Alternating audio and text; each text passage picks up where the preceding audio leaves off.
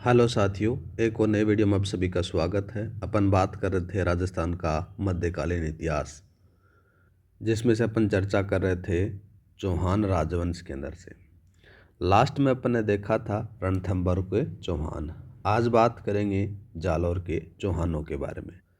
क्लासों में थोड़ा टाइम लग जाता है, उसके लिए मैं माफ़ी चाहता हूँ, क्योंकि मेरे को RAS मेंस के लिए भी पढ़ना पड़ता है और इंटरव्यू के लिए भी थोड़ा बहुत तैयारी करनी पड़ती है, और साथ में मेरा जो PhD का काम है उससे भी रिलेटेड देखना पड़ता है। फिर भी मेरी पूरी कोशिश रहती है कि आपको जो कंटेंट है वो कंटिन्यू प्रोवाइड करवाया जाए। तो स्टार्ट करते हैं जालौर के चौहान। ये रहा जालौर का चौहान। जालौर के चौहानों के बारे में जब बात होती है तो चौहानों की नाडोल शाखा के कीर्तिपाल ने 1181 ईस्वी में जालौर को परमारों से छीनकर अपने अधिकार में लिया, और कीर्तिपाल हैं वो जालौर शाखा के चौहान वंश के संस्थापक भी माने जाते हैं। ठीक है, ये सीधा सीधा सवाल आपसे पूछा जाएगा कौन है, तो कीर्तिपाल है। आगे बात की जाए तो कीर्तिपाल का जो उत्तराधिकारी है नाम था समर सिंह, जिसके द्वारा शासन किया जाता है 1182 से लेकर 1205 तक। बात की जाए समर सिंह के बारे में तो समर सिंह ने क्या किया, गुजरात के शासक चालुक्य हैं शासक भीमदेव सेकंड के साथ अपनी पुत्री लीला देवी का विवाह कर गुजरात के साथ में क्या किए, मैत्रीपूर्ण संबंध स्थापित किए थे, याद रखना। ठीक है, आगे बात करें तो प्राचीन जो शिलालेख हैं, प्राचीन शिलालेखों में जालौर का जो नाम आता है वो आता है जबालीपुर। ये बहुत बार पूछा गया है, इम्पोर्टेंट है। ठीक है, जालौर दुर्ग का नाम आ जाता है स्वर्णगिरी। स्वर्णगिरी दुर्ग मिलता है, याद रखना। और बाद में आगे चलकर ये सोनगढ़ हो जाता है। ठीक है गाइज, अब बात करते हैं आगे। और जालौर के जो चौहान हैं वो सोनगरा चौहान कहलाए। क्यों कहलाए? यहाँ के चौहान सोनगढ़ पहाड़ी पर रहने के कारण सोनगरा चौहान कहलाए थे। ठीक है, आगे बात करें तो समर सिंह के बाद में शासक बनता है उदय सिंह। और उदय सिंह का जो शासनकाल 1205 से लेकर 1257 तक रहता है। यहाँ पर लिखा भी गया है, देखो ये रहा उदय सिंह। 1205 से 1257 तक इनके द्वारा शासन किया जाता है। उदय सिंह सोनगरा इसको कह सकते हो आप, ये जालौर के शासक थे। और उदय सिंह सोनगरा के समय दिल्ली के जो शासक थे नाम था सुल्तान इल्तुतमिश। अब जो दिल्ली का जो सुल्तान है इल्तुतमिश, ये जालौर पर आक्रमण करता है। कब करता है? 1228। 1228 में आक्रमण किया। ठीक है, किस पर किया? जालौर के ऊपर किया। लेकिन वो दिल्ली का जो शासक सुल्तान इल्तुतमिश है वो जालौर को नहीं जीत पाता है। ठीक है, बाद में क्या हो जाता है, इन दोनों के मध्य संधि हो जाती है। आगे बात करें तो कानड़ देव प्रबंध के अनुसार 1254 के अंदर से क्या होता है कि दिल्ली का जो सुल्तान बनता है नसरुद्दीन महमूद ने उदय सिंह के ऊपर आक्रमण किया, परंतु मुस्लिम सेना को परास्त होकर वापस लौटना पड़ता है। ये बात भी यहाँ पर लिखी गई है, देखो। कानड़ देव प्रबंध के अनुसार 1254 में दिल्ली के सुल्तान आता है। दिल्ली के सुल्तान का नाम था सुल्तान नासरुद्दीन महमूद। ये उदय सिंह सोनगरा पर आक्रमण करता है, लेकिन जीत हाथ नहीं लगती है। ठीक है, और उदय सिंह के बाद में जालौर का जो शासक बनता है नाम आ जाता है चाचिंग देव। ये बहुत बार पूछा गया है, याद रखना। इनका द्वारा जो शासनकाल है वो 1257 से लेकर 1282 तक रहा था। बस ये नाम ही ज़्यादा पूछा जाता है और ज़्यादा नहीं पूछा जाता। आगे बात करते हैं बरनी के अनुसार। बरनी के अनुसार चाचिंग देव के बाद में उनका पुत्र सामंत सिंह, ठीक है, सामंत सिंह है वो जालौर का शासक बनता है। और सामंत सिंह का जो शासन काल है वो 1282 से लेकर 1305 तक चलता है। ठीक है, जब जालौर पर अधिकार था सामंत सिंह का, जो चाचिंग देव का पुत्र था, ठीक है, उस समय दिल्ली का जो शासक था वो कौन था? जलालुद्दीन खिलजी था। जलालुद्दीन खिलजी क्या करता है कि 1291 के अंदर से जालौर के ऊपर आक्रमण करता है। आक्रमण करने के बाद में क्या होता है कि जो सामंत सिंह है ना, वो सामंत सिंह है वो राजा सारंग देव से मदद लेता है और मदद लेने के बाद में जलालुद्दीन खिलजी को सफलता हाथ नहीं लगती है और उनको वापस लौटना पड़ता है। ये लिखी गई है बात यहाँ पर देखो कि सामंत सिंह के समय 1291 में दिल्ली के शासक जलालुद्दीन खिलजी ने जालौर पर आक्रमण किया तो सामंत सिंह बाघेला राजा सारंग देव से की मदद से उसने क्या कर देता है, निष्फल कर देता है, मतलब वो जीत हासिल नहीं कर पाता दिल्ली का शासक। अब सामंत सिंह के बाद में जो शासक बनता है जालौर का, उसका नाम आ जाता है कानड़ दे चौहान। इनके बारे में बात करते हैं। इनका जो शासनकाल है वो 1305 से लेकर 1311 तक चलता है। तो ये रहा कानड़ दे चौहान का जो शासनकाल 1305 से लेकर 1311 तक चलता है। ठीक, यह सामंत सिंह का पुत्र था। याद रखना 1305 में जालौर का शासक बनता है कौन, कानड़ दे चौहान के समय जो दिल्ली का शासक था उसका नाम था सुल्तान अलाउद्दीन खिलजी था। कानड़ दे चौहान और दिल्ली के शासक सुल्तान अलाउद्दीन के संबंधों के बारे में बात करें तो बहुत ज़्यादा कोई खास नहीं थे, बहुत ज़्यादा उतार चढ़ाव आपको देखने को मिल जाता है। कभी मान जाते हैं, कभी लड़ाई करने लग जाते हैं, ऐसा सा इनके संबंध इन दोनों के मध्य थे। अब बात करते हैं देखो इनके संबंधों के बारे में किस प्रकार से है। तो कानड़ दे प्रबंध में लिखा गया है कि जब अलाउद्दीन खिलजी है ना 1298 के अंदर से गुजरात विजय अभियान के लिए जा रहा होता है तो उसको जालौर मार्ग से जाना पड़ता है। वो क्या कहता है, वो ये कहता है कि कानड़ दे को कि शाही सेना के लिए गुजरने के लिए रास्ता दिया जाए, लेकिन कानड़ दे उसके लिए मना कर देता है। इसके बाद में क्या होता है कि कानड़ दे और जो दिल्ली का जो शासक आ जाता है अलाउद्दीन खिलजी, इन दोनों के संबंधों के मध्य क्या जाती है, खटास आ जाती है। ये चीज़ें यहाँ पर लिखी गई हैं। देखो ये जालौर है और इधर दिल्ली है। दिल्ली का शासक था अलाउद्दीन खिलजी और इधर जालौर का शासक था कानड़ दे। ये दिल्ली का जो शासक है ये गुजरात अभियान के लिए जा रहा होता है, इधर जा रहा होता है। बाद में क्या करता है, दिल्ली का शासक कहता है, संदेश भिजवाता है कि शाही सेना को अपनी सीमा से जाने दिया जाए।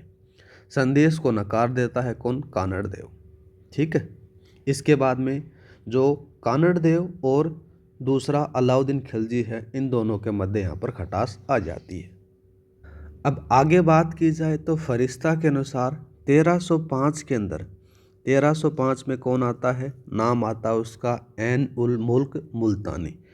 वो क्या करता है कि कानड़ दे को समझा बुझाकर अलाउद्दीन खिलजी के पास में लेकर जाता है, संधि करने के लिए कहता है। यहाँ पर यह भी लिखा गया है, देखो फरिश्ता के अनुसार लिखा गया है कि ऐन उल मुल्क मुल्तानी कानड़ दे को दिल्ली ले जाता है 1305 के अंदर। कब लेकर जाता है, 1305 में। यहाँ पर समझौता करने के लिए इन दोनों के मध्य जो लड़ाई चल रही थी, उस जो खटास चल रहा था उसको दूर करने के लिए ये लेकर जाता है। जब कानड़ दे है वो यहाँ पर दिल्ली दरबार में पहुँचता है तो वहाँ पर अपनी स्थिति उचित नहीं समझ पाता है वो। ठीक है, जब एक दिन सुल्तान ने इस बात पर दर्प सा प्रकट किया तो कोई हिंदू शासक उसकी शक्ति के सामने टिक नहीं सकता। ये शब्द क्या करते हैं कि कानड़ देव को चुभ जाते हैं और वह वहाँ से चला जाता है और बोल देता है कि युद्ध के लिए तैयार रहो। तो ये तो फरिश्ता के अनुसार था इन दोनों के संबंधों के मध्य उतार चढ़ाव का रीज़न। एक मुणोत नैन्सी और हैं, उनके अकॉर्डिंग बात करें तो संघर्ष का दूसरा कारण भी आपको देखने को मिल जाता है। किन किन के मध्य, कानड़ दे और अलाउद्दीन खिलजी के मध्य। इस दूसरे संघर्ष का कारण अपन बात करते हैं। इधर आ जाता है जालौर का जो शासक था कानड़ दे था और इसका पुत्र था वीरम। इधर दिल्ली दरबार है, यहाँ पर अलाउद्दीन खिलजी का दरबार लगा होता है और वीरम दे है ये दिल्ली के दरबार में जाता है। दिल्ली के दरबार के अंदर अलाउद्दीन खिलजी के जो हरम के अंदर एक राजकुमारी है, वो ये राजकुमारी ये रही, नाम था उसका फिरोज़ा यहाँ पर बैठी है। ठीक है, और वीरमदेव यहाँ पर बैठा है। इन दोनों के मध्य क्या हो जाता है कि ये फिरोज़ा है उसको एक तरफा प्रेम करने लग जाती है और ये जो राजकुमारी फिरोज़ा है इसको गुलाब देती है वगैरह वगैरह और उससे बोलती है कि मैं तेरे से प्रेम करती हूँ। लेकिन वीरमदेव क्या था, उसने उसका निवेदन था वो क्या कर दिया, अस्वीकार कर दिया और ये वापस क्या कर जाता है, जालोर लौट जाता है। ये सारा का सारा मैटर कौन बताता है, मनोहत नैन से बताता है। लेकिन बात करें कानड़देव प्रबंध के अनुसार, इसमें बहुत सारा वर्णन भी देखने को मिल जाता है। ये क्या करती है, राजकुमारी फिरोज़ा जालोर आती है। ठीक है, ये सारी चीज़ें यहाँ पर लिखी गई हैं। क्लास की PDF फाइल मैं आपको प्रोवाइड करा दूंगा कि फिरोज़ा वीरम ने से एक तरफा प्रेम करने लगी। वीरम उसके प्रेम को स्वीकार नहीं करता है और जालोर लौट आता है। आगे का जो वर्णन है वो कानड़देव प्रबंध में मिलता है। किस में मिलता है, कानड़देव प्रबंध में मिलता है। जो फिरोज़ा है ये जालोर आती है। जालोर आने के बाद में जो यहाँ का जो जालोर का शासक है कानड़देव, इसका स्वागत बढ़िया तरीके से करता है।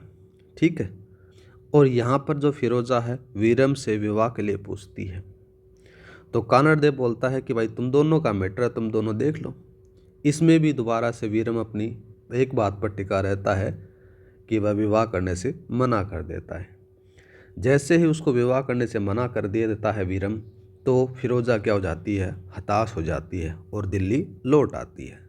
कुछ समय बीतने के बाद में क्या होता है कि अलाउद्दीन ने फिरोज़ा की एक धाय, नाम आता है उसका, गुलभिस्त को आक्रमण के लिए भेजा। ठीक है, और उसे ये कहा गया कि वीरम अगर बंदी हो जाए तो उसको जीवित लेकर आना है, अगर मारा जाए तो उसका सर लेकर आना है। इसके अंदर से क्या होता है कि वीरम मारा जाता है, खिलजी सेना की विजय होती है और वीरम वीरगति को प्राप्त हो जाता है। उनका सर कलम किया जाता है, सर कलम कर कर दिल्ली ले जाया जाता है और फिरोज़ा को दे दिया जाता है। फिरोज़ा उसका अंतिम संस्कार करती है और स्वयं यमुना में कूदकर अपनी जान दे देती है। तो ये बात यहाँ पर लिखी गई है। देखो, गुलभिस्त फिरोज़ा की धाय को आक्रमण के लिए भेजा जाता है और फिरोज़ा ने कहा कि वीरम बंदी हो जाए तो जीवित लाना है, मारा जाए तो उसका सर कलम करके लेकर आना है। वीरम इसके अंदर से मारा जाता है और उसका सिर कलम कर कर दिल्ली लाया जाता है और फिरोज़ा ने उसका सिर अंतिम संस्कार किया और स्वयं यमुना में कूदकर अपनी जान दे देती है। ये बात यहाँ पर दूसरा जो कथन आता है या फिर दूसरा जो रीजन आ जाता है, कारण आ जाता है कानड़देव और अलाउद्दीन खिलजी के संबंधों में संघर्ष का, तो ये देखने को मिल जाता है। अब बात करते हैं अलाउद्दीन का आगमन और सिवाना का साका। इनसे सवाल बहुत बार पूछे जाते हैं, बहुत ज़्यादा इम्पोर्टेंट है, याद रखना। इसके अंदर से क्या होता है कि सिवाना दुर्ग है वो जालोर दुर्ग की कुंजी कही जाती है। इस समय जो सिवाना दुर्ग का जो दुर्गाधिपति है उसका नाम था शीतल देव। कौन था, शीतल देव था। ये जुलाई 1308 की बात होती है। तो अलाउद्दीन खिलजी का एक सेनापति, नाम आता है उनका कमालुद्दीन गुर्ग। वो क्या करता है, सिवाना दुर्ग को घेर लेता है और सिवाना दुर्ग है इसके अंदर से शीतल देव के सेनापति आता है, उनका नाम था भावला। उसको अपनी ओर कर लेते हैं। अपनी ओर करने के बाद में क्या होता है कि जो भावला है ना, वो यहाँ पर सिवाना दुर्ग है, सिवाना दुर्ग के अंदर से मामादेव कुंड है जो पानी पीने के लिए काम में लिया जाता है, वो यहाँ पर बना हुआ है। उस कुंड के अंदर से बावला ने क्या किया, गोरख मिला दिया। उसके बाद में क्या हो जाता है, दुर्ग के जो रक्षक होते हैं वो खिलजी सेना के साथ में आर पार की लड़ाई का निर्णय ले लेते हैं। इसके अंदर से शीतलदेव के नेतृत्व में केसरिया किया जाता है और मेणादेव के नेतृत्व में जौहर किया जाता है। ये सारी चीज़ें यहाँ पर लिखी जाती हैं। देखो कि 1308 के अंदर से जुलाई 1308 में अलाउद्दीन खिलजी का जो सेनापति है उसका नाम था कमालुद्दीन गुर्ग। उसने क्या किया, सिवाना दुर्गपुर को घेर लिया और शीतलदेव के सेनापति बावला को अपनी ओर मिला लेता है।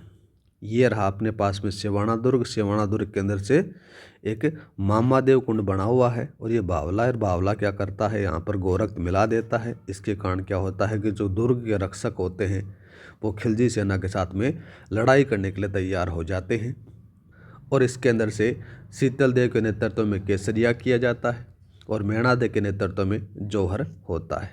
ठीक है, और इस संघर्ष के अंदर से खिलजी के सेनापति नाहर खां और भोज भी संघर्ष में मारे जाते हैं। ठीक है, ये याद रखना। एक चीज़ नहीं लिखी, देखो इस संघर्ष में खिलजी के सेनापति नाहर खां भी मारा जाता है। एक और लिखो यहाँ पर, भोज भी लिख लो। भोज भी इसमें मारा जाता है। बाद में क्या करता है, इस विजय के बाद में अलाउद्दीन है ना, इस दुर्ग को कमालुद्दीन गुरुक को सौंप देता है, ठीक है, और इसका नाम बदल देता है खैराबाद। ये बहुत बार पूछा गया है। यहाँ पर लिखा गया कि अलाउद्दीन खिलजी, एक का मतलब अलाउद्दीन खिलजी है, इसमें सिवाना दुर्ग को जीत लेता है और कमालुद्दीन गुर्ग है उसको ये सौंप देता है। नाम बदला उसका खैराबाद, ठीक है गाइज।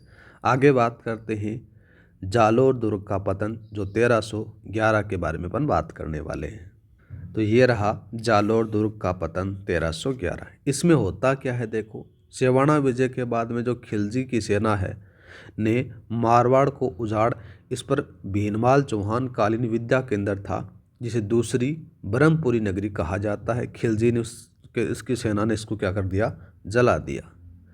1311 की बात करें तो 1311 के अंदर से जालोर पर आक्रमण करने वाले खिलजी सेना का सेनापति था मलिक नाइब कमालुद्दीन गुर्ग था। वो उसको आक्रमण करता है तो पहली बार में उसको कोई सफलता नहीं मिलती है, ठीक है। बाद में क्या करता है, वो दिमाग से खेलता है और कानड़ देव है, उस कानड़ देव के सेनापति दहिया बीका को क्या करता है, थोड़ी बहुत रिश्वत देता है।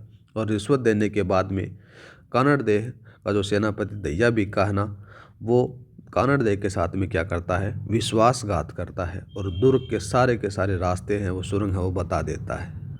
और इस बात का पता दहिया बीका है उसकी पत्नी को पता चल जाता है, जिसका नाम था हीरादे। हीरादे ने क्या किया, दहिया बीका का काम ख़त्म कर देती है, मतलब उसको मार देती है। लेकिन जो अलाउद्दीन खिलजी की जो सेना है वो जालोर दुर्ग के अंदर से घुस जाती है। इसके अंदर से कानड़ देव के नेतृत्व में जो चौहान सैनिक हैं वो वीरगति को प्राप्त हो जाते हैं और जैतल देव के नेतृत्व में किले के अंदर से जितनी भी स्त्रियाँ हैं उनके द्वारा जौहर किया जाता है। लगभग इसके ऊपर किसका अधिकार हो जाता है, जालोर दुर्ग पर अलाउद्दीन खिलजी का अधिकार हो जाता है। इसी के साथ में इसका जो पतन है वो हो जाता है। जब अलाउद्दीन खिलजी का अधिकार जालोर दुर्ग पर हो जाता है तो इसका नाम बदल देता है। जैसे पहले खैराबाद किया था किसका, सिवाना का, इसका क्या कर देता है, वो जलालाबाद कर देता है। यहाँ पर सारी बातें लिखी गई हैं। देखो, अलाउद्दीन खिलजी इस दुर्ग को जीत लेता है और नाम जलालाबाद कर देता है। कानड़ देव के परिवार के सभी लोग मारे जाते हैं, लेकिन उनका भाई मालदेव है वो जीवित रहता है और उसने क्या कर दिया, आत्मसमर्पण कर देता है। तो ये था साथियों जालोर के चौहान। इसी के साथ में जालोर के चौहानों का जो टॉपिक है आपका यहाँ पर समाप्त हो जाता है। नेक्स्ट वीडियो में अपन चर्चा करेंगे हाड़ौती के चौहानों के बारे में। क्लास की पीडीएफ फाइल आपको टेलीग्राम पर मिल जाएगी। टेलीग्राम का लिंक डिस्क्रिप्शन में दे रखा है, वहाँ पर हर क्लास की पीडीएफ फाइल उपलब्ध करवा दी जाती है। जय हिंद, जय भारत।